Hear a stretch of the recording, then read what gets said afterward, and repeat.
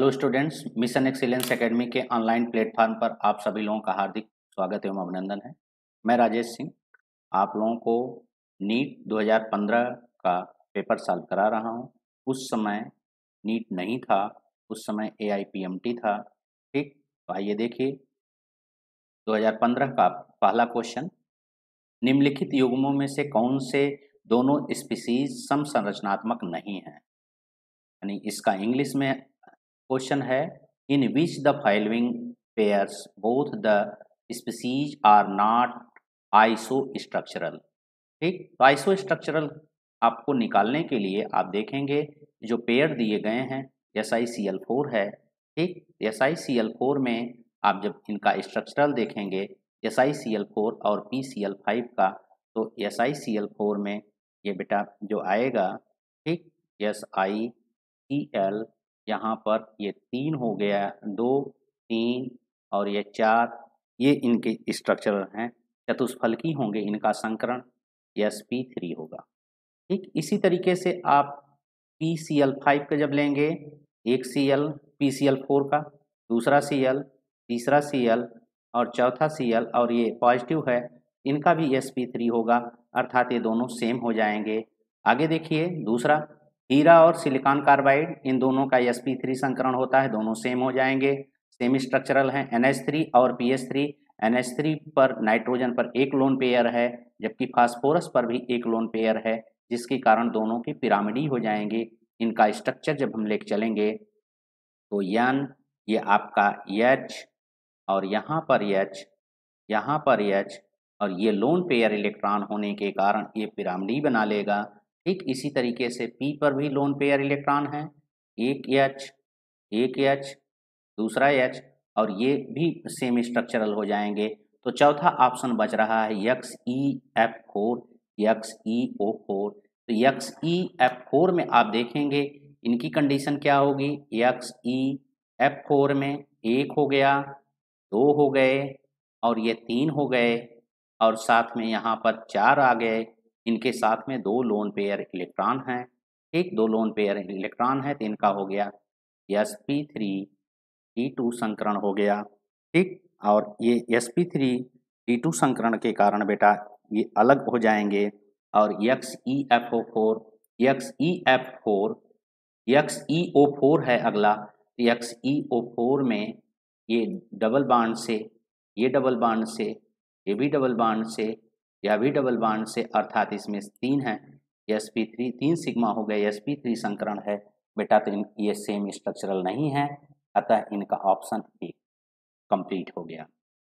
ठीक, अगर किसी बच्चे को कोई प्रॉब्लम होगी मेरे व्हाट्सएप नंबर पर आप अपने प्रॉब्लम को शेयर करेंगे। व्हाट्सएप नंबर वीडियो के डिस्क्रिप्शन बॉक्स में दिया गया है। ठीक, आइए देखिए क्वेश्चन नंबर 2 यानी 47 में क्या है, निम्नलिखित में से कौन सा एस्टर क्षारीय दशा में सबसे सरलता से जल अवघटित करता है? ठीक, तो यहाँ पे ये देख रहे हैं कि आपका ये लोन पेयर इलेक्ट्रॉन, यानी ये जो दिया गया है कंपाउंड, ठीक, ये बेंजीन रिंग है, बेंजीन पर NO2 है, NO2 के ऊपर कोई भी यानी नाइट्रोजन पर कोई लोन पेयर इलेक्ट्रॉन नहीं होता है, जिसके कारण ये इलेक्ट्रॉन को बेंजीन नाभिक से इलेक्ट्रॉन को आकर्षित कर लेंगे और बेंजीन इलेक्ट्रॉन को जब आकर्षित करते हैं तो इनकी रिएक्टिविटी ज़्यादा हो जाती है, जिसके कारण ये जल को अपघटित करेंगे। जबकि इनके ऊपर ये लोन पेयर इलेक्ट्रॉन है, ये इलेक्ट्रॉन को प्रतिकर्षित करेंगे और यहाँ पर ये अपघटित नहीं करेंगे। Cl पर भी उसी तरीके की चीजें हैं, नहीं अपघटित करेगा ये, इस पे या आपका ए भी है, ये भी अपघटित नहीं करेगा, अर्थात इनका ऑप्शन नंबर ए क्लियर हो गया। ठीक, किसी बच्चे को कोई प्रॉब्लम होगी तो मेरे व्हाट्सएप पर अपने प्रॉब्लम को अवश्य शेयर करेगा। ठीक, उस प्रॉब्लम को दूर किया जाएगा। आइए क्वेश्चन नंबर 48 देखा जाए। 48 में क्या चीजें हैं? ठीक, 48 में है फिनाल की क्रिया क्लोरोफार्म के साथ डाइल्यूट NaOH की उपस्थिति में करवाने पर निम्नलिखित में से अंततः कौन सा क्रियात्मक समूह बनेगा? ठीक, इनका है इंग्लिश में, in which the reaction of phenols with chloroform in the presence of dilute sodium hydroxide finally introduct introduced which one of the following functional groups. तो यहाँ पे ये ध्यान देना है बेटा कि जब CHCl3 पर हम यानी OH को लेके आते हैं तो ये फॉर्मेट कर देगा क्या, ये आ जाएगा C, एक H हो जाएगा और ये आपका यहाँ पे डबल बॉन्ड से O और H यानी फॉर्मेल्डिहाइड बन जाएगा। और जब ये H रिप्लेस हो जाएगा बेटा तो इनका CHO ग्रुप बनेगा, अर्थात एल्डिहाइड ग्रुप बन जाएगा। इनका ऑप्शन नंबर जो है डी क्लियर है, सही है। ठीक, आइए क्वेश्चन नंबर अब हम चलते हैं 49 में देखिए क्या चीज़ें दिया गया है। 49 में है निम्नलिखित में से कौन सी अभिक्रिया एल्किल हैलाइड के बनाने में उपयोग में लाई जाती है। ठीक, तो इसका है कि which of the following reactions can be used for the preparation of alkyl halides. ठीक, तो फर्स्ट है ये प्राइमरी एल्कोहल है और HCl की अभिक्रिया कराई जा रही है, यानी एनहाइड्रस जिंक क्लोराइड यानी ल्यूकास रिएजेंट हो गया, आसानी से रिएक्ट करके ये बनाएगा हैलाइड। ठीक, दूसरा जो है HCl है ये रिएक्ट नहीं करेगा बेटा। ठीक, तीसरा सेकेंडरी एल्कोहल पर HCl की अभिक्रिया होती है तो HCN1 रिएक्शन होता है बेटा, ये भी क्लियर है। ठीक, तीसरा जो है सेकेंडरी एल्कोहल सॉरी जो थर्ड था ये टर्सरी एल्कोहल है और इस पे HCl का रिएक्शन जब हम कराते हैं तो HCN1 रिएक्शन होता है। फोर्थ जो है आपका सेकेंडरी एल्कोहल है और एनहाइड्रस जिंक क्लोराइड की उपस्थिति में जब रिएक्ट कराते हैं तो ये भी रिएक्ट करता है। ठीक, तो आइए देखिए कौन कौन से होंगे, 1 होगा, थर्ड होगा और फोर्थ होगा, अर्थात इनका ऑप्शन ए क्लियर है, इनका ऑप्शन ए सही होगा। ठीक, आइए क्वेश्चन नंबर 50 की हम चर्चा करते हैं। In N HCN1 reaction on chiral centre there is 100% racemisation नहीं। ठीक, inverse more than returns leading to partial होगा। ठीक, इनका हिंदी जो है देखिए, हिंदी में धारणा से ज्यादा प्रतिलोमन द्वारा आंशिक रेशमीकरण, यानी इनका बी ऑप्शन ही सही है। ठीक, इनका बी ऑप्शन ही सही है। आइए क्वेश्चन नंबर 51 में है निम्नलिखित में कौन सा उत्पाद, ये आपका दिया गया है, ये इसके निर्जलीकरण नहीं होगा यानी डिहाइड्रेशन नहीं होगा। ठीक, इनका देखिए ये कह रहा है कि in which the following is not product of dehydration, इसमें कौन सा आपका ऑप्शन आएगा, इस बात को ध्यान देना है। तो इसमें जो आपका ऑप्शन आएगा वो होगा बेटा डिहाइड्रेशन से नहीं होगा। ठीक, अगर हम यहाँ पर लेके आते हैं तो ये आपका देखते हैं कि डिहाइड्रेशन करा देंगे तो यहाँ डबल बॉन्ड हो जाएगा। ठीक, यहाँ पर भी हो सकता है, क्लियर हुआ, और ऊपर भी हो सकता है। तो आपका ये देखिए कि किसी भी साइक्लो रिंग में डबल बॉन्ड का निर्माण फॉर्मेट नहीं होगा। ठीक, यानी ये आपका बी ऑप्शन ही सही है कि नॉट दे रहा है तो इसलिए नॉट से यहाँ पर ये क्लियर नहीं है। ठीक, इसलिए बी ऑप्शन ही है। On heating which of the following relied carbon dioxide most easily. ठीक, ये दे रहा है इसमें आपका कि निम्न में से कौन किसको गर्म करने पर CO2 सर्वाधिक आसानी से उत्सर्जित करता है। ठीक, तो देख रहे हैं कि दोनों फर्स्ट ग्रुप के हैं, पोटेशियम और सोडियम। तो सोडियम पोटेशियम की अपेक्षा जो है सोडियम दे देगा, सोडियम के कार्बोनेट टूट जाते हैं, लेकिन वैसे फर्स्ट ग्रुप के कार्बोनेट बेटा टूटते नहीं हैं, मोर स्टेबल होते हैं। अब मोर स्टेबल होने के कारण ये रिलीज नहीं करेंगे कार्बन डाइऑक्साइड को। ये सेकंड ग्रुप के हैं, मैग्नीशियम कार्बोनेट और कैल्शियम कार्बोनेट। जब हम किसी भी ग्रुप में टॉप टू बॉटम चलते हैं तो उनके कार्बोनेट की स्टेबिलिटी बढ़ती जाती है। ठीक, तो यहाँ पे इंक्रीज करेगी, तो मैग्नीशियम कार्बोनेट की कैल्शियम कार्बोनेट की अपेक्षा मैग्नीशियम कार्बोनेट ज़्यादा जो है आसानी से कार्बन डाइऑक्साइड को रिलीज कर देगा, अर्थात कम निम्न लोअर टेम्परेचर पर ये डिकम्पोज हो जाएगा कार्बन डाइऑक्साइड और magnesium oxide.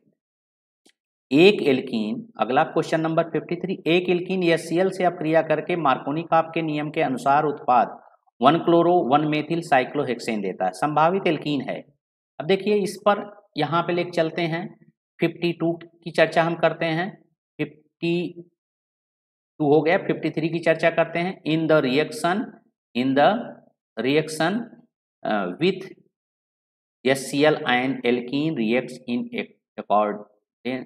accordance with the Markovnikov rules to give the product 1 chloro 1 methyl cyclohexane the possible alkene।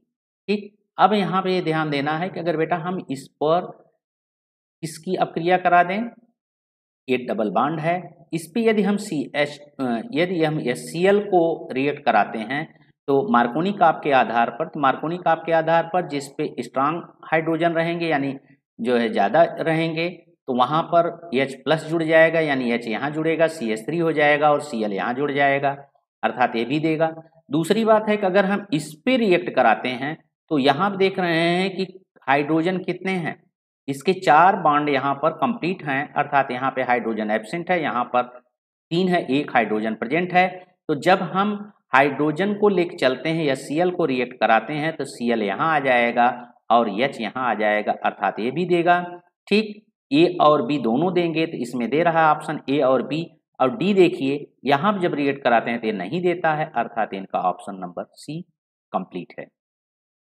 ठीक, number of possible isomer for the complex compound ये दे रहा है, इस कंपाउंड के आधार पर इनके कुल कितने आइसोमर होंगे यही चीज निकालना है।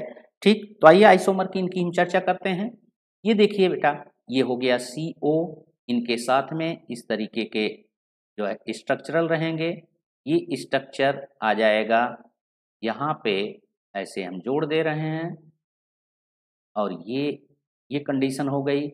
यहाँ पर ये चीज़ ऐसे है, यहाँ पे हमने एक क्या कर दिया, Cl कर दिया, एक Cl इनके साथ कर दिए, और यहाँ पर हमने एक इन कर दिया, और यहाँ पर इन यानी एथिलीन, ये हो जाएंगे। अगर हम इनका दर्पण प्रतिबिंब बना दें तो बेटा इनके कुल 2 आइसोमर होंगे। कितने होंगे? इनके 2 आइसोमर होंगे। यहाँ पर इनके 2 आइसोमर्स हो गए। ठीक, अब हम दूसरे हम चर्चा कर देते हैं, दूसरा स्ट्रक्चर बना लेते हैं। दूसरा स्ट्रक्चर हम जब बेटा बनाते हैं तो ये हो गया CO, एक यहाँ पे ऐसे रहेगा, एक इधर और एक Cl हम यहाँ कर दें, दूसरा Cl हम यहाँ कर दें, और ये दोनों इन कर देंगे। यहाँ पर भी बेटा हम लेके चलते हैं, इन कर देंगे। तो आप देख रहे हैं कि इनका कोई दर्पण प्रतिबिंब नहीं है, अर्थात एक आइसोमर ये हो गए। टोटल आइसोमर पूछा जा रहा है, तो टोटल 2 धन 1 बराबर 3 हो जाएगा, अर्थात इनके कुल कितने होंगे? 3 आइसोमर होंगे। कितने आइसोमर होंगे? 3 आइसोमर होंगे, 54 का 3। ठीक, अगर कोई प्रॉब्लम होगी तो आप अपने प्रॉब्लम को मेरे व्हाट्सएप नंबर पर शेयर करेंगे। यदि आपको क्लास अच्छा लग रहा हो बेटा तो वीडियो को लाइक करते चलिए।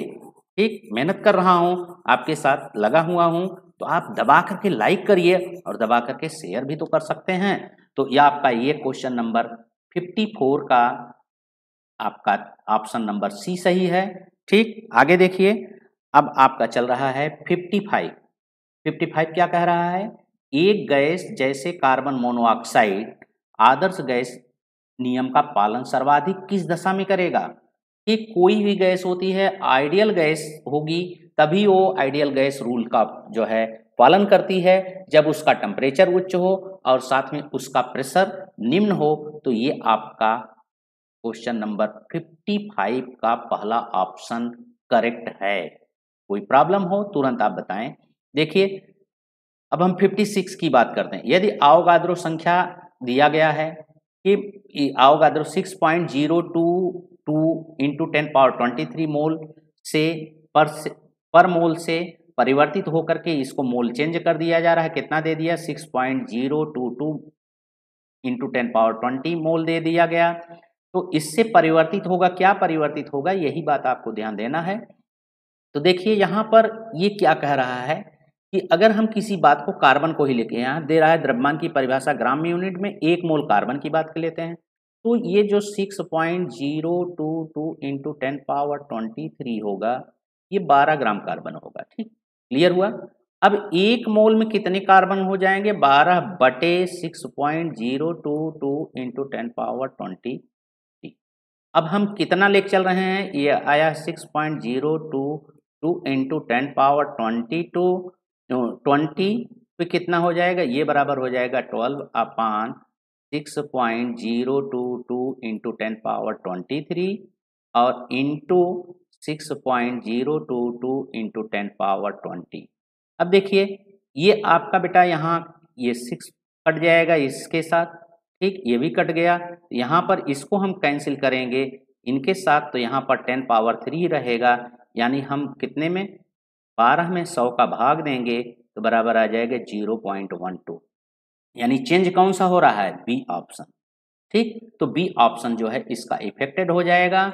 अगर किसी बच्चे को कोई प्रॉब्लम हो तो आप अपनी प्रॉब्लम को अवश्य हमारे व्हाट्सएप नंबर पर शेयर करेंगे, हम उस प्रॉब्लम को दूर करने का पूरा प्रयास करेंगे। यदि आपको हर टॉपिक समझ में आ रहा है तो वीडियो को लाइक करते चलिए, और वीडियो को लाइक करते चलिए, दबा करके बेटा शेयर करिए, ताकि इस लॉकडाउन में आपके इष्ट मित्र भी बैठ करके अपने घर पर सुरक्षित पढ़ लें। क्वेश्चन नंबर 57, गैडोलिनियम 4F श्रेणी से संबंधित है, इनकी परमाणु संख्या 64 है, यानी एटॉमिक नंबर इनका 64 है। निम्नलिखित में से कौन सा स्ट्रक्चरल इस एटम्स का होगा, इस एलिमेंट का होगा, यही चीज पूछा जा रहा है। तो यहाँ पे जेनान को लेकर के, यक्सी को लेकर के बेटा चल रहा है, तो यक्स ई को जब हम लेके चल रहे हैं तो यक्स ई का 54 हो गया, 54 हो गया, ये तो क्लियर हो गए। इसके बाद अब आपका चलेगा क्या? इसके बाद अब 4 आपका F7 हो गया, 4F7 हो गए, और फिर 5D1 हो जाएगा, और फिर 6S2 होगा। अर्थात इनका ऑप्शन नंबर जो है कौन सा? सी क्लियर है। ठीक, किसी बच्चे को कोई प्रॉब्लम होगी तो अवश्य आप मेरे व्हाट्सएप पर अपनी समस्या को शेयर करेंगे, ताकि हम उस प्रॉब्लम को दूर करने का प्रयास करें। यदि आपको क्लास अच्छा लग रहा हो बेटा तो लाइक करते अवश्य चलिए। 57, क्वेश्चन नंबर 57 देखिए हो गया। 58 देखिए, 0.1 मोल NaOH 0.011 MSCl के समान आयतन को मिश्रित करके बनाने पर विलयन का पीएच निकालना है। इसको देखिए बहुत आसान सवाल है, थोड़ा सा हर बच्चे को पीएच से डर लगता है, लेकिन घबराने की बात नहीं है। पहले देखिए दोनों का आयतन कितना है, 0.1 और प्लस 0.01। ठीक, सॉरी ये आयतन नहीं है बेटा, ये आपका दे रहा है इनके मोलरता। तो मोलरता हम नॉर्मलता में चेंज कर लेंगे। किस में चेंज कर लेंगे? नॉर्मलता में चेंज कर लेंगे। तो 0.1 को 1 से मल्टीप्लाई करें, क्योंकि वैलेंसी इनकी 1 है तो 0.1 आ गया। ठीक, और 0.01 से 1 मल्टीप्लाई करेंगे बेटा तो 0.01 ही होगा। अर्थात इनके नॉर्मलता पर ठीक कोई ज़्यादा प्रभाव नहीं पड़ा है, कोई प्रभाव नहीं पड़ा, बल्कि ये आयतन दोनों के सेम हो गए। अब आयतन दोनों सेम हो गए तो आइए देखिए किस तरीके से हम इसको सॉल्व करेंगे। इसको हम सॉल्व करेंगे N1V1 से। ठीक, N1V1 minus N2V2 equal to N into V।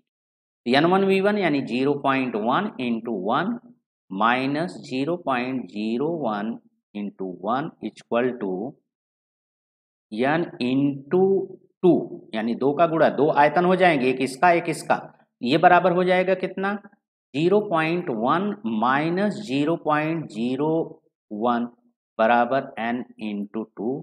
इसको ये बराबर आ जाएगा आपका 0.09 बराबर आएगा n इंटू 2। तो n इक्वल टू आ जाएगा बेटा 0.09 अपान 2 इक्वल टू 0.045।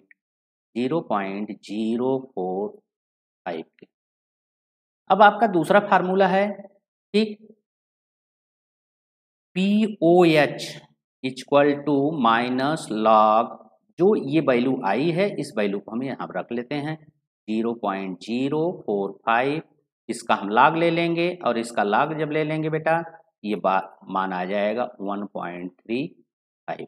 अब आपको pH निकालना है। pH बराबर होता है तो पूरे का 14 होगा, ठीक, और माइनस POH निकालेंगे तो आपका ये pH हो गया। pH बराबर अब लिख चलेंगे, वाटर का ये निकाल लिए हैं और KW का मान कितना होता है बेटा, 14 होता है, ठीक। आपको फार्मूला होगा KW equal to H plus और प्लस OH माइनस, ये आपका है ही।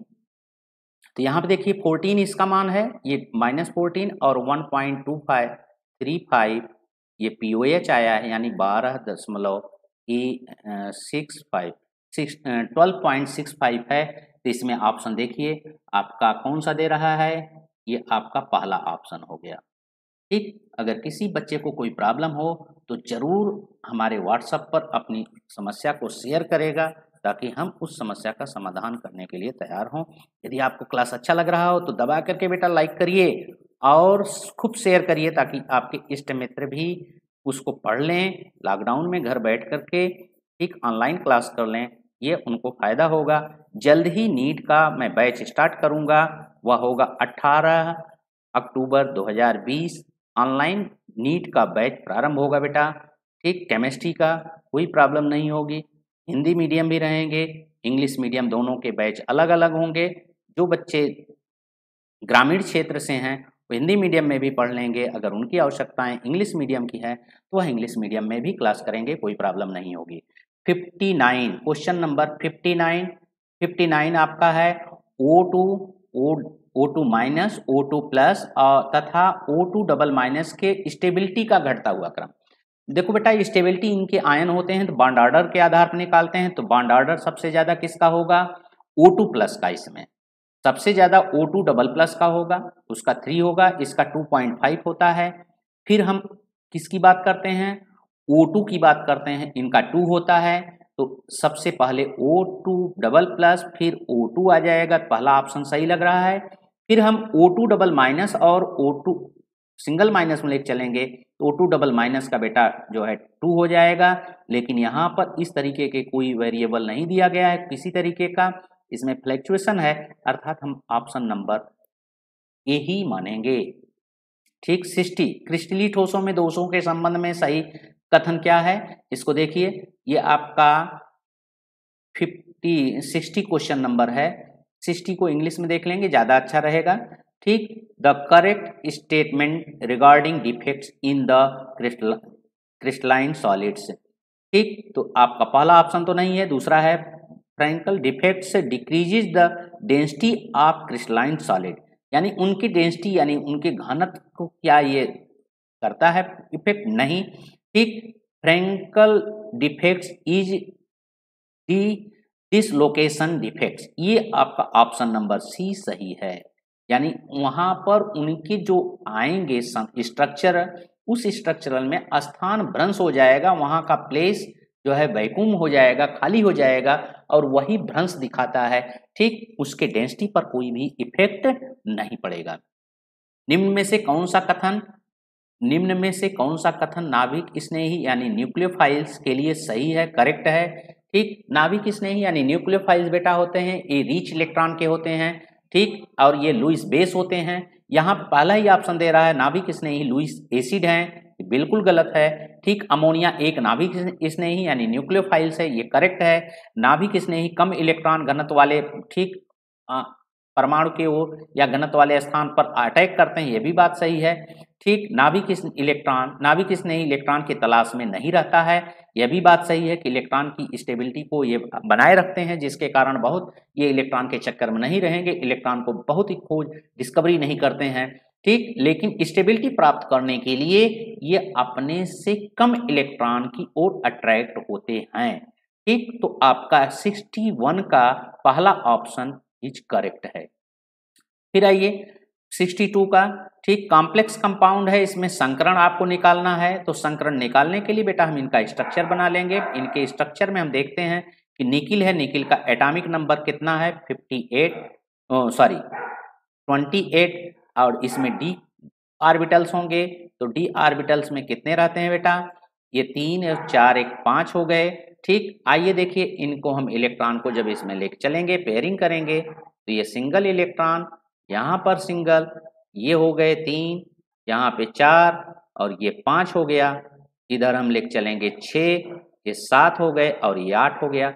3D में आपके 3D 8 होते हैं। अब हम 4s की बात करेंगे। 4s में बेटा चूंकि पॉजिटिव है, एब्सेंट रहेगा, और हम 4p की हम बात करते हैं तो 3 इलेक्ट्रॉन्स हैं, लेकिन इसमें आएगा क्या, Cn जुड़े हैं। कितने Cn जुड़े हैं, 4 हैं, तो यहाँ पर ये चीजें तो आ जाएगा, और ये एक Cn का यहाँ पे आ गया Cn, और यहाँ पे दोनों ये एक Cn के दोनों इलेक्ट्रॉन ऐसे हो जाएंगे, दूसरा Cn माइनस, यहाँ पे Cn माइनस, और एक ये हो गया।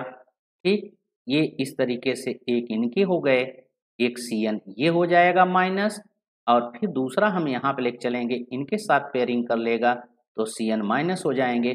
अर्थात ये देख रहे हैं कि यहाँ पर आपको क्या मिल रहा है, D मिल गया, S मिल गए और sp2 मिल गया।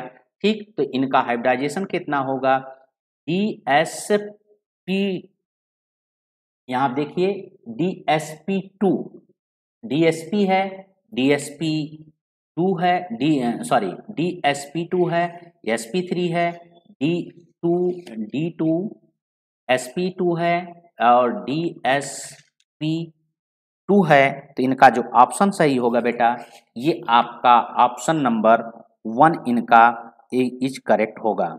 क्या होगा, पहला ही इनका ऑप्शन सही होगा। ठीक, तो ये हो गया। आइए क्वेश्चन नंबर 63 का +1 ऑक्सीकरण स्टेट, ऑक्सीडेशन, इनका ऑक्सीडेशन नंबर कितना है, +1 है, कि स्टेबिलिटी यानी 4 थर्ड ग्रुप के दिए गए हैं, तो इनकी स्टेबिलिटी इसी जो है सीरियल में रहेगी, यानी ये सीरियल एल्युमिनियम से ज़्यादा कौन होगा, गैलियम होगा, गैलियम ज़्यादा En होगा, उनसे ज़्यादा Tel होगा। ये आपको दिया जा रहा है।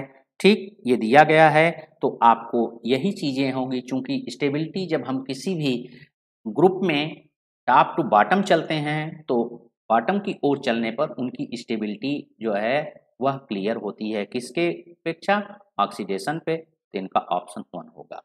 ठीक, अगर किसी बच्चे को कोई प्रॉब्लम हो तो अपनी प्रॉब्लम को वह मेरे व्हाट्सएप नंबर पर अवश्य शेयर करेगा, ताकि हम उस प्रॉब्लम को दूर करेंगे। और साथ में आप वीडियो को लाइक करते चलिए और शेयर करते चलिए, ताकि आपके इष्ट मित्र भी लॉकडाउन में घर बैठ करके आसानी से पढ़ लें और अपनी समस्या को क्वालिफाई, अपनी समस्याओं को दूर करके अपनी परीक्षा को अवश्य क्वालिफाई कर लें, ताकि कम से कम वह डॉक्टर बनने की जो उनकी अंदर क्षमताएं हैं, उस क्षमता को उजागर करें वो। आइए 64, यहाँ पे एक कॉम्प्लेक्स कंपाउंड दे रहा है जिसमें En है, MEN2C2O4Cl, एथिलीन डाइएमीन। En क्या, एथिलीन डाइएमीन दे रहा है। में धातु यम का उप संयोजन संख्या एवं ऑक्सीकरण संख्या निकालना का योग क्या होगा। अच्छा, दोनों एक साथ दे रहा है, उप संयोजन क्षमता और ऑक्सीकरण। देखिए यमी है, यहाँ पर हम इनका ऑक्सीडेशन नंबर निकालेंगे बेटा। इनका जब हम ऑक्सीडेशन निकालते हैं तो इनको x मान लेते हैं, और ये प्लस हो गया, तो इनके साथ एथिलीन जुड़ा है डबल बॉन्ड से, तो -2 हो जाएगा। ये हो जाएगा x और ये -2, फिर -2, 2 कार्बोनेट हैं, ये हो गया। और ये जब आ जाएगा पॉजिटिव चार्ज में, नेगेटिव चार्ज में, यहाँ पर -1 हो जाएगा, यानी x = कितना होगा, +3। अब इनका कोऑर्डिनेशन कंपाउंड देखेंगे तो 2 2 4, 2 यहाँ पे हो गए, 4 इनके साथ, 2 इनके साथ, और ये मिल करके कितने हो जाएंगे, 6। तो 6 + 3 = 9, अर्थात इनका ऑप्शन नंबर सी जो है फर्स्ट यानी ए क्लियर है। ठीक, अगर किसी बच्चे को कोई प्रॉब्लम हो तो अपनी प्रॉब्लम को मेरे व्हाट्सएप नंबर पर अवश्य शेयर करेगा। व्हाट्सएप नंबर वीडियो के डिस्क्रिप्शन बॉक्स में दिया गया है। ठीक, अगर कोई समस्याएं हैं तो अवश्य अपनी समस्याओं को मेरे पास तक पहुंचाइए, ताकि उस समस्या को मैं दूर करूं। किसी प्रकार की कोई दिक्कत है बेटा, बेहिचक आप उस समस्या को हमारे पास भेजिए, मैं दूर करूंगा। नीचे दिए गए कथनों में से कौन सा कथन गलत है।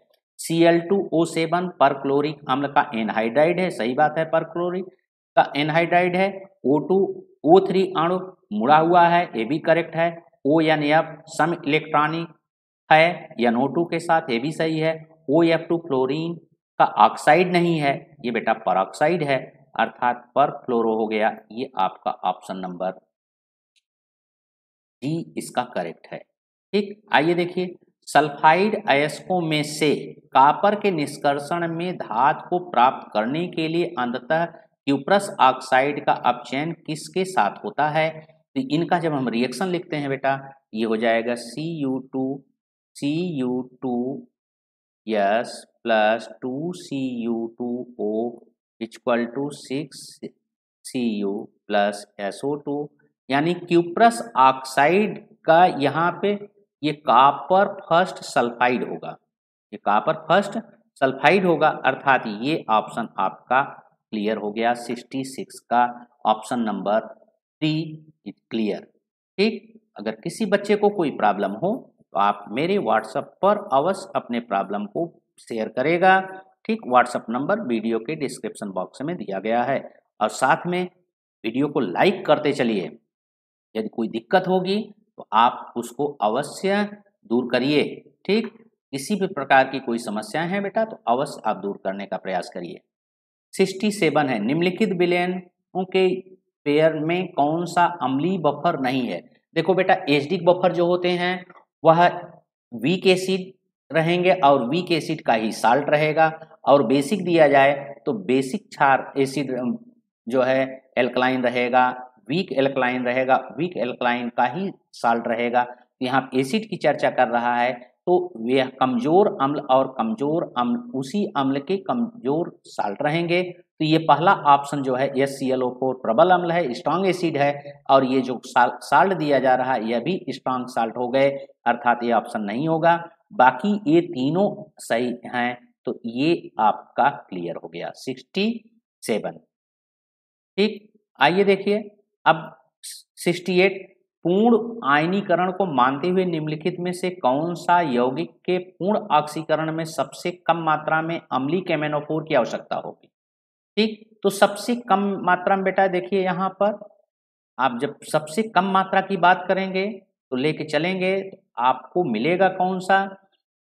ये आपका FeSO4 आसानी से ऑक्सीडाइज होगा किसमें? Fe3SO4 का होल्टवाइज, यानी फेरस का फेरिक में ऑक्सीडेशन होता है। ठीक, वे किसमें होंगे? एसिडिक केमेनोफोर में, और इनकी थोड़ी सी मात्रा को ये इस रिएक्शन को कंप्लीट कर देता है, अर्थात इनका ऑप्शन ए क्लियर हो गया। 68 का ऑप्शन नंबर, ठीक, कौन सा? 68 का बेटा ऑप्शन नंबर ए क्लियर है। समझ में आया? अणुसूत्र C3H9N से बनने वाले संभावित संरचनात्मक समूहों की संख्या निकालिए। आइए देखिए, इनकी बात हम करते हैं। इनकी जब हम स्ट्रक्चरल बनाते हैं, ये हो गया CH3, CH2 और CH2 और साथ में NH2, एक हो गए, दूसरा हो गया CH3, CH, CH, CH। देखिए यहाँ पर आपका आ जाएगा, ये आपका CH3 हो जाएगा बेटा, और इस पर हम NH2 जोड़ देंगे, इनका दूसरा संरचना हो गया। ये दोनों जो है पोजीशन आइसोमेरिज्म हो गए। यहाँ पर देखिए CH3, C, यहाँ पर CH2 और ये NH हो गया, और साथ में ये CH3 हो गए। यह भी आप देखिए कि प्राइमरी सेकेंडरी एमीन का है, और CH3 CH3, ठीक, और ये हो गया CH3, अर्थात इनके कुल कितने बन गए? 1, 2, 3 और ये 4 हो गए, यानी ये दोनों पोजीशन हैं और ये दोनों मेटामेरिज्म हैं। तो यहाँ पर आपसे फिर प्रश्न पूछा जा सकता है, हो सकता है अगले साल मिल जाए या किसी ईयर में मिलेगा। ध्यान दीजिएगा कि इसमें 2 पोजीशन होंगे और 2 पोजीशन 2 मेटामेरिज्म होंगे, लेकिन स्ट्रक्चरल की बात करेगा तो स्ट्रक्चरल बेटा पूरा जो है कितने होंगे? 4 होंगे, और ये इनका ऑप्शन नंबर कितना है? ये आपका ए कंप्लीट है। ठीक, अगर किसी बच्चे को कोई प्रॉब्लम होगी तो आप उस प्रॉब्लम को मेरे व्हाट्सएप नंबर पर आप अवश्य शेयर करेंगे। ठीक, यदि आपको क्लास अच्छा लग रहा होगा तो वीडियो को लाइक अवश्य करिएगा और दबा करके इसको जो है शेयर करिए। शेयर करेंगे बेटा, जितना ज़्यादा शेयर करेंगे उतना ही ज़्यादा आपके लिए भी फायदेमंद होगा, आपके इष्ट मित्रों के लिए भी फायदेमंद होगा। ठीक, इतना आपको विशेष ध्यान देना है। तो यदि आपको क्लास अच्छा लग रहा हो तो चैनल को आप सब्सक्राइब अवश्य कर लीजिएगा। तो आज का क्लास इतना ही। आप सभी लोगों को क्लास करने के लिए धन्यवाद। चैनल से जुड़ने के लिए बहुत बहुत धन्यवाद।